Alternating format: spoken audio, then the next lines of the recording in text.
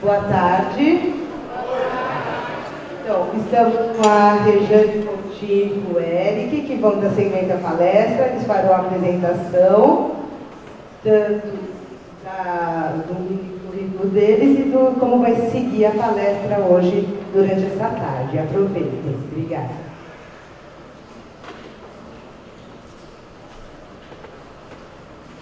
Boa tarde a todos. Vocês já estão aqui esperando há um tempinho, né? Estados aí. Queria justificar até meu horário de chegada, porque eu dou aula até 12h30 lá na Barra Funda. Aí tive que almoçar correndo, pegar o metrô, chegar aqui. Então, a hora que eu pude chegar foi essa. Desculpem.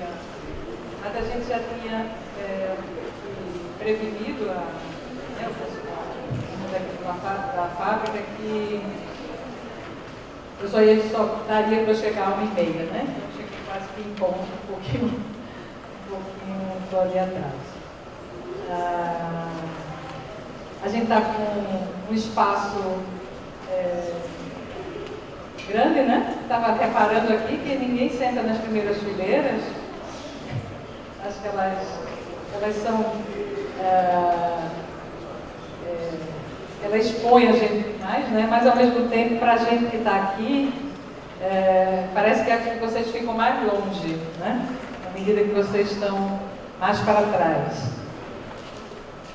Eu vou procurar falar, não sei se um pouco sentada, porque eu vim correndo, mas depois tentar ficar em pé para tentar chegar um pouco mais perto de vocês, né? Eu sou Rejane, sou professora do Instituto de Artes da Unesp, sou pernambucana, né? Já devem ter percebido aqui pelo meu sotaque. Moro aqui em São Paulo já faz quase 20 anos, mas cultivo bastante as minhas raízes. Faço parte do AEP, que é o Arte Educação Produções, que é um coletivo de educadores que desenvolvem projetos de ação educativa em espaços culturais. E eu estou hoje aqui, ao meu lado, com o Eric Orlossi, que vai se apresentar também, né? E da nossa equipe que está aqui também, que vai trabalho com vocês, está o Guilherme Nakachato, aqui está eu pedi para ele ficar passando os slides, porque ele já viu o meu PowerPoint, então ele sabe mais ou menos o ritmo, né? E a Camila Lia, que está ali, que os três são da nossa equipe, fazem parte do Arte Educação Produções. Enfim, eu acho que na medida que eu entrar no tema aqui da minha fala de hoje, eu acho que eu vou me apresentar um pouco mais para vocês, né? Passar aqui para o Eric se apresentar. Oi, boa tarde a todos. Eu sou o Eric, sou também do coletivo Arte Educação Produções e sou professor do curso de Artes Visuais no Centro Universitário Estácio Cardeal de São Paulo. E, embora tenha tido o privilégio de ser sido apresentado como palestrante, mas na verdade eu estou aqui assessorando a professora Rejane, por conta do trabalho que vai ocorrer nesses dois encontros, né, que virão na sequência, no qual eu, né, o Guilherme e a Camila estaremos com vocês em grupos, né, separados, para desenvolver um trabalho diferenciado, né, podendo aprofundar em algumas questões. Eu só queria chamar a atenção para essa coisa dos papeizinhos, né? Essa ideia ela surgiu, apesar de ser um procedimento super padrão aí, em palestras, né? Escrever a dúvida, enviar a mesa, né? Mas a ideia não foi reforçar um sistema já instituído, mas é tirar proveito disso, né? Como a gente vai ter um tempo de cerca de 30 minutos, a palestra vai ter duas partes. Na primeira parte, a gente vai ter 30 minutos para conversa, depois na segunda parte, mais 30 minutos. Então, como pressupomos, né, que, dado a quantidade de pessoas, que esse tempo não seria suficiente para conversar os tópicos todos que possam aparecer, então veio essa ideia de que vocês enviem essas dúvidas A gente vai selecionar algumas que a gente crê que são possíveis de serem abordadas nesse espaço de tempo que a gente tem, que é curto, mas a gente vai ficar com todas, para que a gente possa se apropriar delas e fazer uso disso nesses encontros que ainda teremos com vocês, né, para buscar realmente adequar esse trabalho às necessidades, aos interesses de vocês. Então, eu solicito que vocês participem, né, que enviem, que o que não for discutido hoje será contemplado em outro momento, e eu acho que vai contribuir para que esse programa faça sentido para todos, né, sobretudo para vocês. E agora é isso. Obrigada. Eu queria, agora que eu estou baixando aqui a minha correria que chegar, mas antes de entrar no tema, eu ainda queria agradecer muito o convite, né, para estar aqui, e sobretudo sabendo que esse convite foi feito a partir de uma demanda de vocês, né? Uma demanda pelo tema, né? Por uma discussão, por um aprofundamento nas questões que envolvem a arte-educação, esse campo de conhecimento da arte-educação, e pela sugestão de algumas pessoas, que, né, segundo eu soube, que meu nome surgiu a partir de sugestão, entre outros nomes, né, dado por vocês mesmos, né, por alguns de vocês. Então eu fico muito lisonjeada com isso, e isso é bom porque a gente sabe que, de uma certa forma, o que a gente vai procurar trazer aqui, essa conversa que se inicia hoje, ela vai buscar essa sintonia, se sintonizar com as necessidades e com esse contexto de trabalho de vocês. O campo da arte-educação é o meu campo de trabalho, de especialidade, e eu trabalho especialmente com formação de arte-educadores, né? Tanto a formação inicial, né, nos cursos de licenciatura, quanto em formações continuadas, né, em processos de formação ao longo de trabalhos em instituições culturais, em instituições, projetos como esse, né? Então, eu estou falando desse lugar, né, do lugar da arte-educação e do lugar de quem está pensando na formação do sujeito educador, né, dentro desse campo de trabalho. A outra atenção que eu acho que é importante ficar evidente desde já é que a minha área de formação são as artes visuais, né? Então, minha formação é na antiga educação artística, em artes plásticas. Eu fiz mestrado e doutorado na ECA, na USP, nas artes plásticas também, nas linhas de pesquisa de arte-educação, né? Então, eu sei que eu estou falando aqui para uma plateia de educadores das mais diversas formações e atuações e nas diferentes áreas, né, ou diferentes, a gente hoje chama, na CAPES chama-se sub-áreas, né, a música, a dança, teatro, artes visuais, o circo, ou seja, todas está dentro das artes cênicas, né, então, eu sei que eu estou falando para vocês, mas é importante a gente ficar claro desde já que a gente vai tentar fazer essas pontes entre as minhas referências, que são no campo das artes visuais, né? E, obviamente, eu não posso falar do campo do teatro, eu posso fazer inferências, né, como do campo da música e tal, mas eu posso trazer essas inferências e buscar essas inferências, mas eu acho que também do lado de vocês vão ter que procurar fazer essas pontes, né, esses diálogos.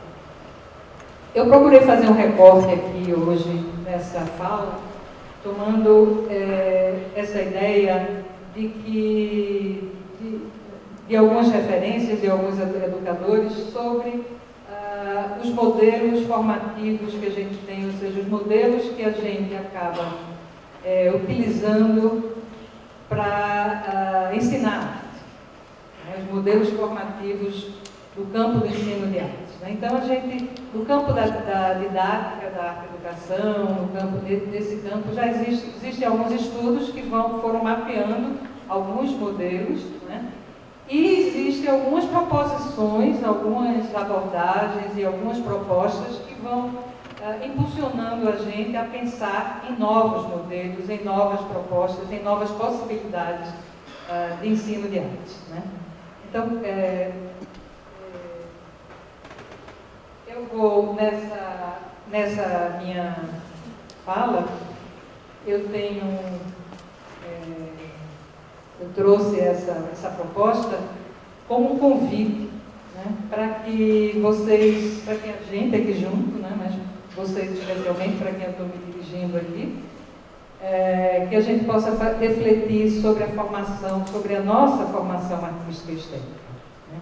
Esse é um pressuposto que eu venho percebendo, digamos assim, desenvolvendo nos processos de formação, que a gente sempre tem como referência nossas experiências, nossos processos, né, de como a gente aprendeu, né, e a partir dessas experiências é que a gente vai construindo a nossa maneira específica de ensinar e a nossa maneira específica de lidar com os processos de ensino e de aprendizagem. Então, essa abordagem, que é uma abordagem, digamos assim, reflexiva, né, ela tem alguns autores que me fundamentam nesse trabalho, né, e ela tem como pressuposto essa ideia aqui, né, de que a gente vai pensar sobre como aprendemos, porque quando a gente pensa sobre como aprender, como a gente constitui os nossos valores, fica mais fácil, ajuda a gente a identificar caminhos para ensinar. Né? Existe uma máxima, que eu agora nem lembro mais quem foi que falou, mas que é uma ideia recorrente, né, de que a gente, no âmbito da educação, isso é muito recorrente, a gente tende muito a reproduzir os modelos pelos quais a gente foi formatado, digamos assim, pelos quais a gente passou. Né? Então, parar um pouco para refletir sobre isso ajuda a gente a encaminhar novas proposições. Então, essa é a abordagem que eu vou trazer aqui. E, em relação a essa abordagem específica, ou seja, a abordagem que trata desse processo reflexivo, né, que trata de um trabalho com as histórias de vida, eu estou me apoiando, basicamente, nesses três autores.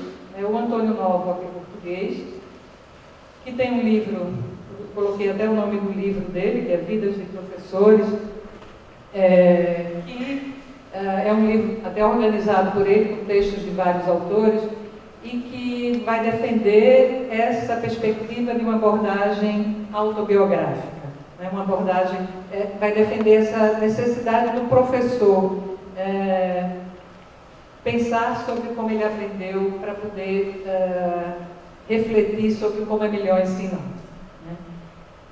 No campo da vida profissional como um todo, a Marie-Christine Jossot, que é uma suíça de Genebra, mas que faz parte do mesmo grupo de Antônio Novo, a Marie-Christine Jossot tem estado aqui no Brasil, já teve várias vezes, eu conheci ela aqui em São Paulo. Ela tem esse livro, Experiência de Vida e Formação, né, em que ela vai defender também essa perspectiva. E aí a Jossot, ela inclusive abre essa perspectiva para várias profissões. Né? Ela trabalha muito, por exemplo, na área da saúde, com pessoas que lidam com pessoas, né? Na área da saúde, com enfermeiros, com terapeutas ocupacionais, etc. E tal. E ela vem desenvolvendo muito esse trabalho dentro dessa perspectiva da experiência de vida e formação, ou seja, as experiências de vida da gente, os processos de formação pelos quais a gente passa, eles nos trazem referências, nos situam dentro de campos de conhecimento, né, nos dão referências para isso. Né? Então, é muito importante voltar a retomar essas perspectivas, né, para poder pensar. Né? É sempre, não é no sentido só do autoconhecimento, porque essa perspectiva ela leva a gente também para um lugar, para esse lugar do autoconhecimento. Mas é também, além do lugar do autoconhecimento, esse autoconhecimento no sentido profissional, no sentido de eu me ajudar a me situar, né, como é que eu estou atuando nesse meu campo, como é que eu posso encaminhar melhor essa minha atuação. Né? E a ideia da arte como experiência, né, porque já trazendo para o nosso campo, que é o campo da arte, do John Dewey, é o nome do livro, do Dewey é esse também, um livro que é interessante saber que esse livro foi escrito em 1935, né, ou seja, já tem quase 100 anos, mas que, por exemplo, ele foi traduzido aqui no Brasil agora em 2010. Né? Então, só para a gente ter uma ideia de quanto o Dewey ainda está atualizado, do quanto ele está sendo ainda, ele vem sendo retomado e revisto, né? No próprio campo da educação, quanto no campo da arte. Né? O Arte como Experiência trata da questão da arte, da experiência artística como uma experiência de aprendizagem. Né? Então, nessa perspectiva aqui da reflexão, da história de vida, da gente retomar, pensar sobre os nossos processos, o foco, obviamente, que aqui vai ser dado nas experiências artísticas e estéticas. Então, obviamente que isso é um trabalho longo, isso pode ser um trabalho que caminha em várias direções, mas aqui hoje a gente vai pensar, digamos assim, algumas questões, né, que possam ajudar a encaminhar esse processo, né, que possa ajudar a deslanchar em cada um de vocês essa ideia, né, de rever os seus processos e refletir sobre eles. No campo da arte-educação, para poder retomar essas experiências, eu vou trazer algumas referências sobre a história do ensino de artes no Brasil, tomando como parâmetro os estudos de Ana May Barbosa. Ana May tem sido responsável por mapear bastante essa história do ensino de artes. Claro que Ana May, assim como eu, quer dizer, eu fui orientanda dela, né? Então, eu estou seguindo o caminho dela, na verdade. Ana May, a formação dela é em artes plásticas também, então as referências maiores são nesse campo. A gente vai aqui, eu espero que vocês possam fazer relações com o campo de conhecimento, né, de cada um. E em relação a essa ideia dos modelos formativos, eu estou tomando como referência as ideias do Emmanuel Aguirre, que inclusive o nome dele pode ser com o G, o I, ou com o Aguirre assim. No livro dele está assim. Exato. Ele é espanhol e ele é basco, então ele tem, o nome dele tem duas maneiras de grafar. Emmanuel é um colega que eu entrei em contato não faz muito tempo, acho que faz uns 5 ou 6 anos. Ele esteve aqui em São Paulo e a gente tem tido um contato. Eu fui para lá, passei um tempo lá fazendo um estágio lá com ele. O Eric acabou de passar um ano lá também na Espanha, com uma bolsa de doutorado de sanduíche. E o Emmanuel, eu tenho uma sintonia muito grande de ideias com o que ele pensa, e ele também com as ideias da gente aqui no Brasil, né, com o que a gente vem desenvolvendo. E ele ajuda muito a pensar, porque ele é uma pessoa que tem um pensamento sistemático, ou seja, ele procurou tirar das experiências que a gente veio acumulando historicamente, ele tentou identificar alguns modelos que são predominantes.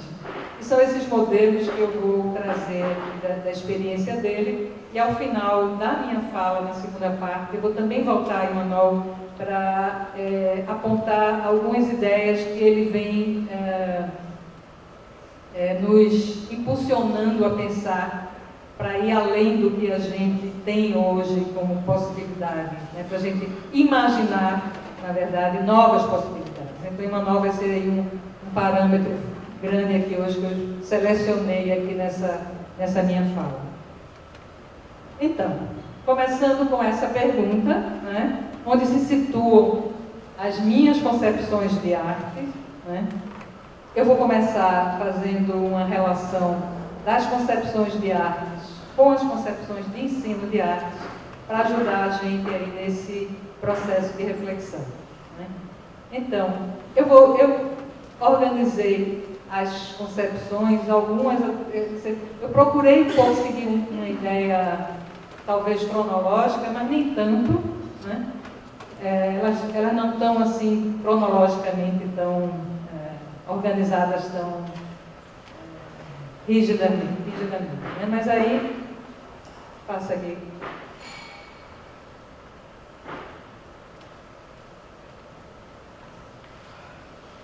A primeira ideia, que eu acho que talvez seja uma das referências mais fortes que a gente tenha na nossa cultura, sobretudo, é essa ideia de arte como decoração.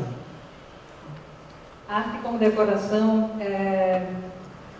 é uma concepção de arte que nos atravessa na nossa vida cotidiana. Ela vem, quer dizer, ela é uma dimensão, digamos assim, da nossa vida cotidiana, e historicamente essa ideia de arte como decoração é algo que remonta tanto pela via ocidental, ou seja, do pensamento ocidental das nossas raízes, dos nossos colonizadores portugueses e tal, né, que constituem a nossa cultura brasileira, né, por essa via ocidental, que é a via mais hegemonicamente mais forte, né. Essa ideia de arte como decoração, ela vem por essa via, desde eu coloquei junto essa imagem de um azulejo barroco, né, de uma igreja barroca, porque está muito associado a essa ideia de arte como decoração, né? Toda a ideia de todo o nosso processo de catequização que foi feito pelos jesuítas, através de imagens, através de construções imagéticas, né? Dentro do contexto de referências religiosas, de ideias, de dogmas, né? Então, essa ideia de decoração, ela vem desde aí, que é quando ela vem por uma forma, talvez, mais, digamos assim, com um conceito ocidental, né? Até ela vem também, a ideia de arte como decoração, ou seja, aqui eu estou usando o conceito ocidental de decoração, mas me referindo através da imagem a uma dimensão que arcaica, digamos assim, né? que está dentro das nossas culturas de matriz também, né? Na cultura indígena brasileira, na cultura afro, né? Que foi trazida, né? Pelo processo escravocrata no nosso processo de colonização. Então, essa perspectiva de que a gente precisa, que nós temos necessidade de embelezar a nossa vida, né? Através dos signos, através das ideias do que seja uma beleza, do que seja uma harmonia, né? No nosso cotidiano, no nosso dia a dia, é algo intrínseco ao ser humano, né? Produzir essa qualidade para a nossa vida é algo que vem acompanhando a humanidade que talvez seja algo, inclusive, que nos diferencie do animal, né? Essa capacidade de simbolizar, essa capacidade de criar, essa capacidade de buscar, dentro dessas perspectivas da simbologia, mas de buscar dimensões harmônicas, dimensões estéticas para a nossa vida. Né?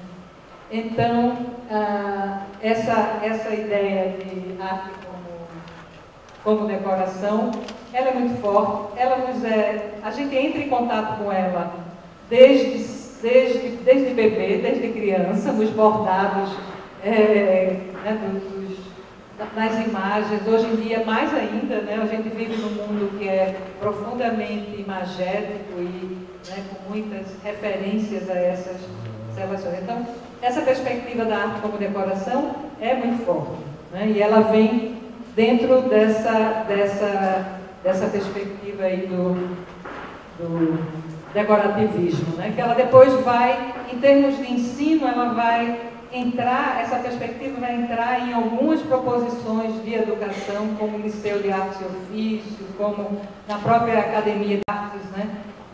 Essa ideia da harmonização da vida, né? Vai perpassar aí nossos modelos de ensino de forma muito, muito forte. Né?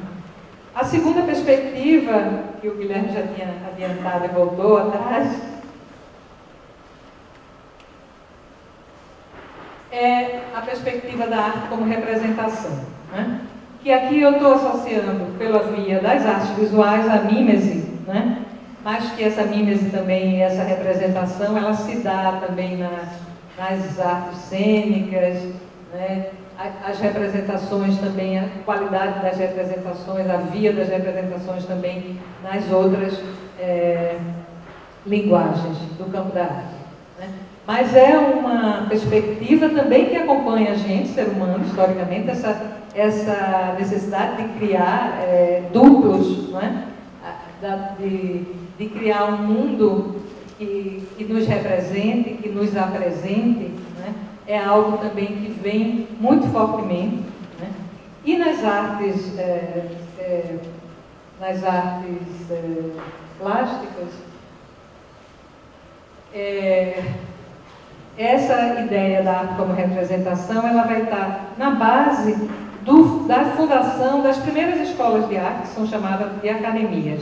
Né?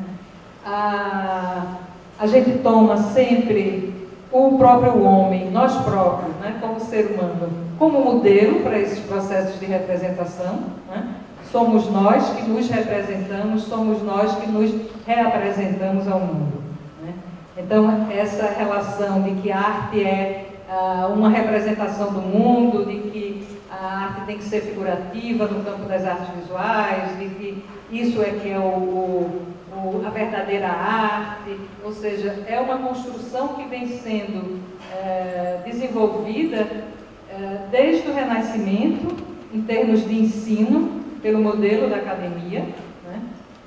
E vem sendo culturalmente, se espraia, né? Nos vários âmbitos do nosso próprio senso comum. Né? Então, a gente ouve muito as pessoas falarem que, né, então, assim, se você está numa exposição que trata de de imagens mais abstratas, mais que a ideia de representação é muito forte, as pessoas sempre recorrem, né? Ah, mas isso não está representado como é o real, isso não é exatamente assim. A gente está sempre tomando o mundo real como parâmetro nesse processo de representação. Né? Isso dentro de um âmbito, eu estou falando aqui, dentro do âmbito do senso comum, né, da nossa cultura como um todo. Uma outra perspectiva, né, que é a ideia de arte como técnica. Essa perspectiva, obviamente, que ela também está presente, está associada, digamos assim, que é a perspectiva decorativa, está associada à perspectiva da representação, mas que ela em si é um conceito que vem sendo muito